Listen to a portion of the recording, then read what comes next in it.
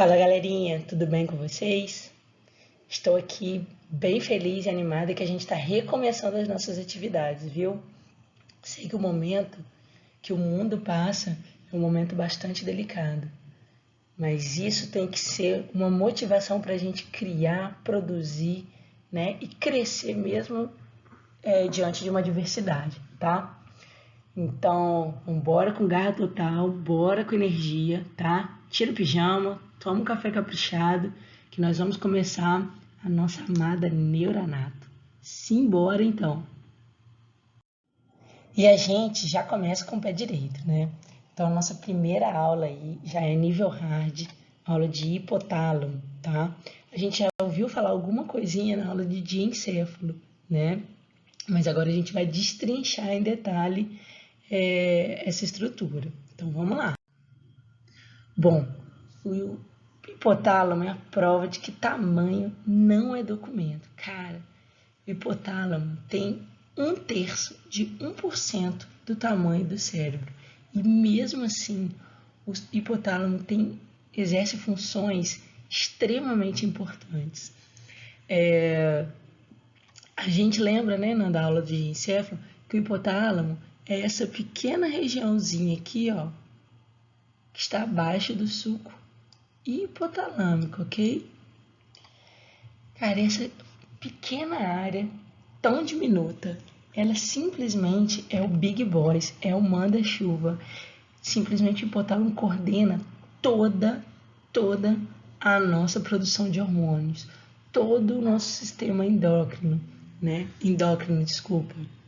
Só isso já é muita coisa mesmo. Mas além disso, ele também atua no controle hidroeletrolítico, também exerce função nos padrões de comportamento e em funções involuntárias ou subconscientes. Então é muita coisa, tá? Para uma região tão pequena, tá? Então, só daí a gente já começa a entender a complexidade do hipotálamo. Tá, e para começar, né, sabendo que o nosso enfoque maior é sempre a anatomia, a gente tem que se situar onde está e quem está por perto dessa região tão nobre. Bom, então o hipotálamo é essa região aqui que está demarcada, né? E vamos lá, quem são as estruturas que fazem parte, que fazem relação anatômica com o hipotálamo? Então, primeiro nós vamos ver superiormente. O tálamo, né, a gente já tinha estudado na aula passada, ele tá ali, ó, colado imediatamente acima do hipotálamo, né? E é dividido desse por uma estrutura que a gente acabou de falar, que é o sulco hipotalâmico, ok? Além disso, nós temos acima do hipotálamo, não diretamente, mas está acima do hipotálamo, o plexo coroide, o fórnix e o nosso tão falado e glorioso corpo caloso, ok? Que conecta um hemisfério com o outro. Então, essas são as estruturas que estão acima do hipotálamo. E abaixo? E abaixo? Bom, abaixo no hipotálamo, e isso é importante, tanto para a aula de neuranato quanto para a vida, nós temos o quiasma óptico, tá? Por isso é muito comum pacientes que têm tumores na hipófise ou no hipotálamo, eles desenvolvem déficit visual, tá? Por quê? Porque rapidamente comprime o quiasma óptico, levando a alterações visuais, tá? Além disso, nós temos a haste hipofisária, a hipófise propriamente dita, tá? E o corpo mamilar, que também a gente já tinha visto na aula de mesencéfalo. Tá, e anteriormente, nós estamos superior, inferior e anteriormente. Quem está à frente do hipotálamo, tá? Nós temos essa pequena camada de tecido chamada lâmina terminalis e nós temos o giro paraterminal, que a gente vai ver em detalhe, né, de sulcos e giros na aula de sulcos e giros, ok? Vamos lá. E posteriormente, né, superior, inferior, anterior e agora posterior. Nós temos o mesencéfalo, tá? Então, todo mundo acompanhou, todo mundo se situou, todo mundo entendeu aonde está o hipotálamo? Então, simbora. Tá, aqui pra gente tá vendo, né, na real life, um exame e pra gente tentar identificar essas estruturas, tá? No exame de ressonância. Então, temos aqui um esquema onde a gente vê, ó, aqui tá o hipotálamo, aqui nós temos a lâmina terminalis, quiasma, haste com hipófise, ok? Vamos lá, mesma coisa. Aqui tá o hipotálamo, quiasma óptico, haste com hipófise, ok? Então, a gente sempre vai identificar não só o hipotálamo, mas para ajudar na identificação dele, a gente tem que usar as relações anatômicas. Isso é importante também na hora que a gente muda os cortes, tá? Você ter estruturas de referência na identificação da região-alvo, que no caso nosso, que hoje é o hipotálamo. Bom, esse caso aqui é bastante interessante e é justamente para mostrar para vocês a importância das relações anatômicas, tá? Existe um procedimento que a gente faz em neurocirurgia chamado terceiro ventriculostomia. O que é isso? A gente abre uma nova saída de líquor, tá? Do terceiro ventrículo diretamente, ó, que dá para ver, diretamente para as cisternas, tá? Em caso de hidrocefalia, por exemplo, neste caso aqui, existe um fechamento completo do aqueduto, então não passa do terceiro ventrículo por quarto, porque o aqueduto está fechado, está obliterado, então a gente cria um novo caminho, tá? Professor, por que você está falando isso? Aula de hipotálamo, por que você está falando de hidrocefalia? Bom, aqui para vocês se situarem. Então, olha só, aqui tem um plexo coroide, isso é uma imagem dentro do ventrículo, tá? Plexo coroide, nós temos o fônix, beleza, a gente sabia que o fônix estava onde? Estava acima do hipotálamo. E aqui é o forame de Moore, ok? Atravessando esse forame, a gente vai ver aqui, olha, os corpos mamilares, ok? E a gente vai abrir nesse setor aqui, ó. Vai comunicar diretamente com as cisternas. Então, a gente sabe o seguinte, ó, se eu entrar aqui, por exemplo, deu ruim. Aqui é o mesencéfalo, tá? Então, a gente usa quem? As referências anatômicas que a gente pode se situar com segurança, tá? Então, olhei aqui corpo mamilar, beleza. Eu sei que eu tenho que ir à frente dele, tá bom? Bom, então, em termos de relações anatômicas, é isso que eu queria que vocês sedimentassem. Os limites. E quais são as estruturas novas? Que estão acima, abaixo, à frente e posteriormente ao hipotálamo, tá? E agora nós vamos entrar na divisão do hipotálamo. Então, olha só, para vocês não se perderem em relação a isso, porque eu li em alguns livros e está um pouco confuso. Primeiro a gente divide o hipotálamo, de acordo com o fônix, tá? Então, nós temos aqui o fônix, ok? Então, nós dividimos em relação a ele em uma porção medial, tá medial ao fônix, é a parte medial do hipotálamo, e tá lateral ao fônix, nós temos o hipotálamo lateral, tá? Que a gente tem que lembrar? Que na região medial do hipotálamo é o local onde estão de fato os principais núcleos, tá? Do hipotálamo. E na parte lateral nós temos fibras que conectam o sistema do hipotálamo ao sistema límbico e a regiões determinadas do mesencéfalo, por exemplo. Então, nessa primeira divisão, nós estamos dividindo em relação ao fônix, ok? E aqui numa visão coronal, justamente para mostrar isso, tá? Então, nós temos uma região dita medial e uma região dita lateral. E a medial lateral a quem? Ao fônix, ok? Beleza, então está claro? Então, nós agora vamos estudar em detalhe as subdivisões do hipotálamo medial. tá? Esquece o lateral por enquanto, nós estamos estudando a região dos núcleos agora. Então, essa aqui é a região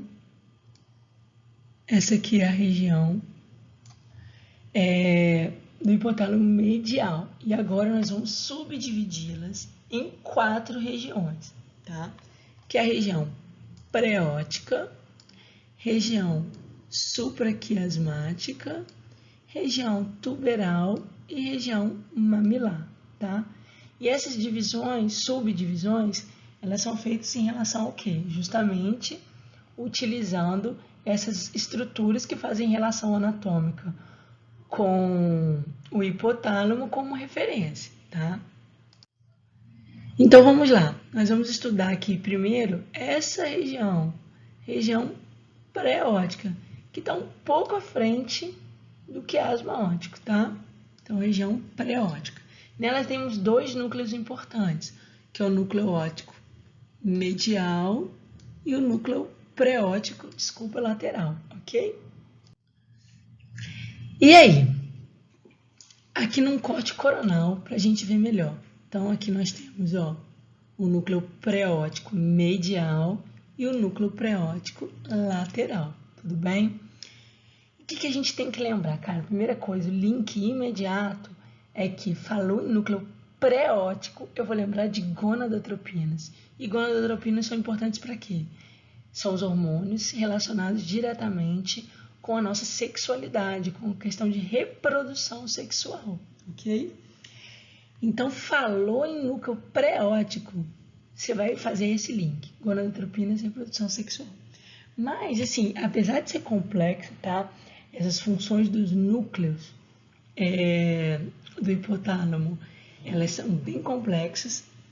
Então, vocês têm que guardar algumas funções-chave, mas existem muitas outras coisas que cada dia mais a gente vai esclarecendo com mais detalhe. Mas, de maneira bem específica, é o núcleo preóptico medial que tem uma relação ainda mais direta com a produção de gonadotropinas, reprodução e com questão de excitação sexual, tá?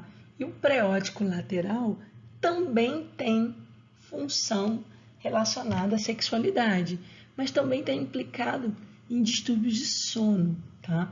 Uma informação interessante, uma curiosidade para vocês, é que no passado existia um procedimento que faziam para quem tinha, cometido crime de pedofilia, e que eles iam lá e destruíam esse núcleo, né?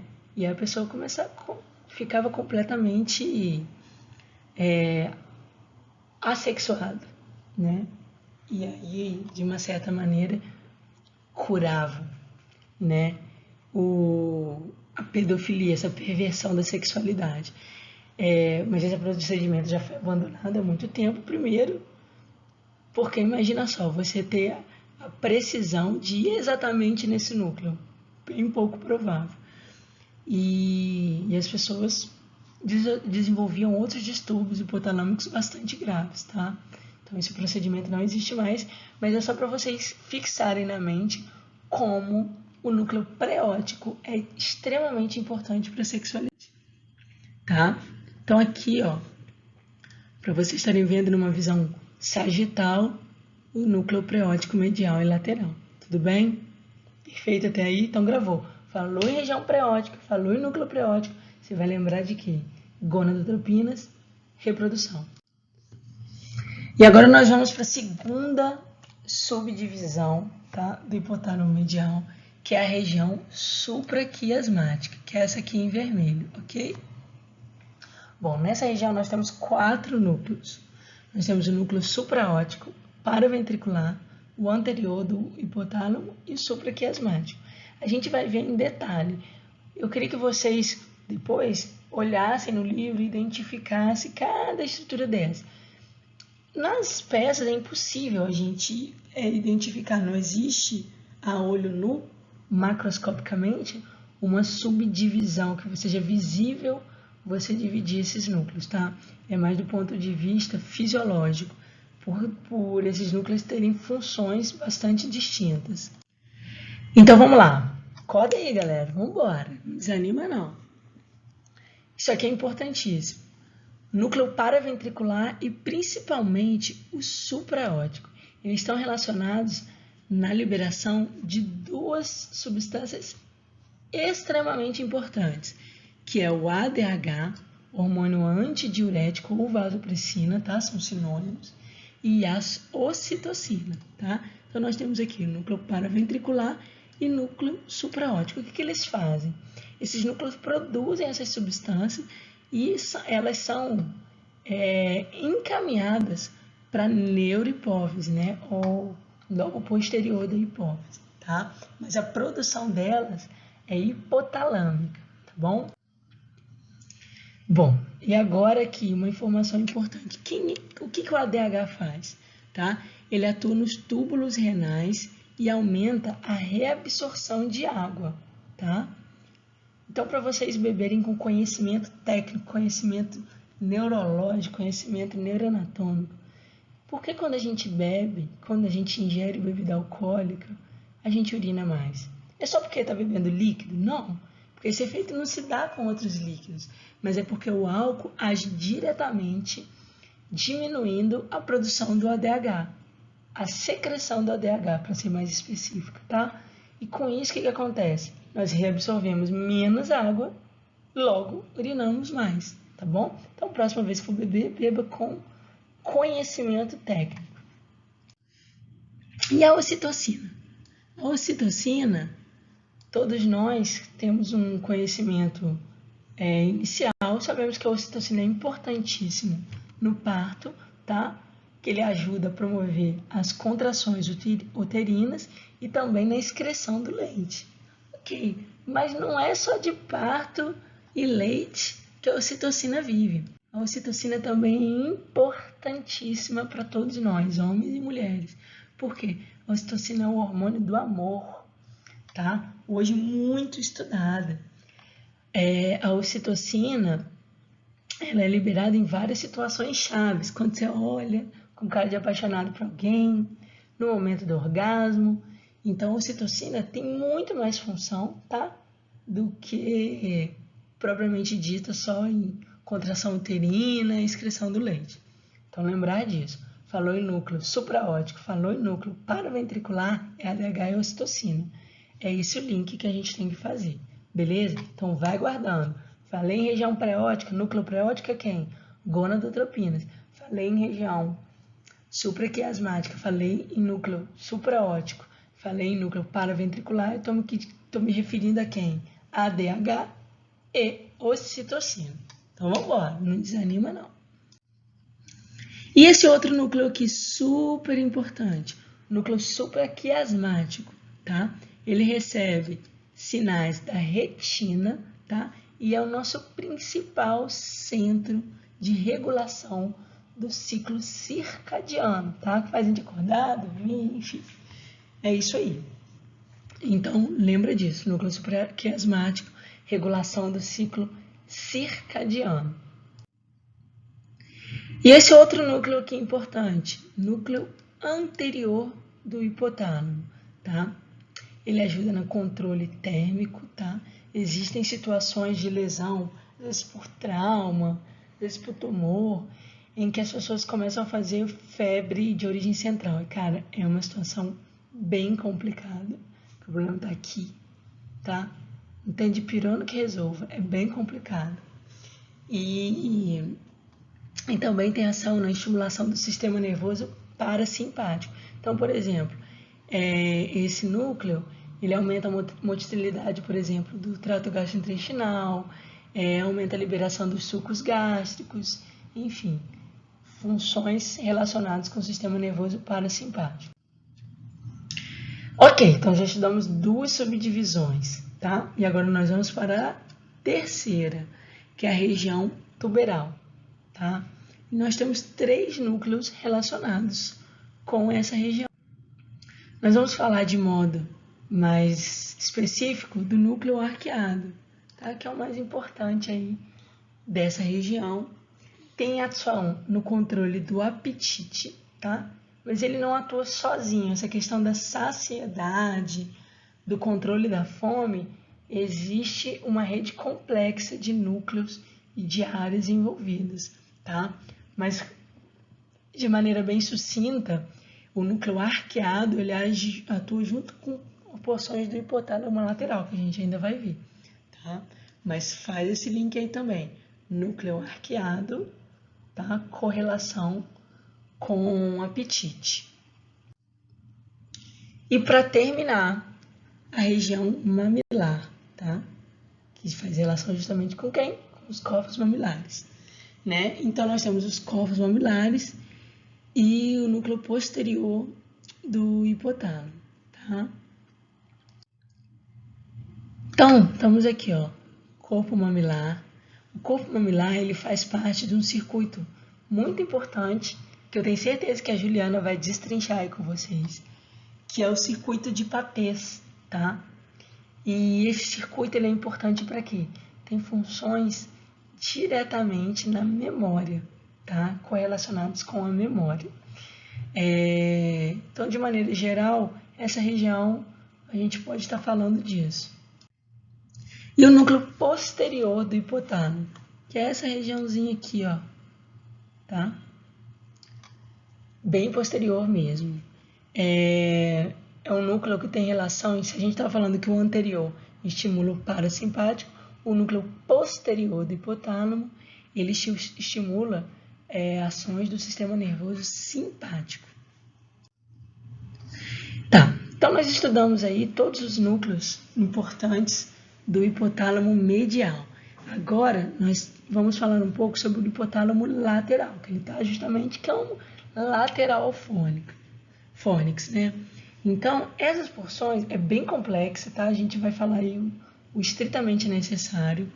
Ele emite projeções para núcleos, tanto do hipotálamo quanto do tronco cerebral, fazendo uma conexão bem ampla com essas regiões, tá?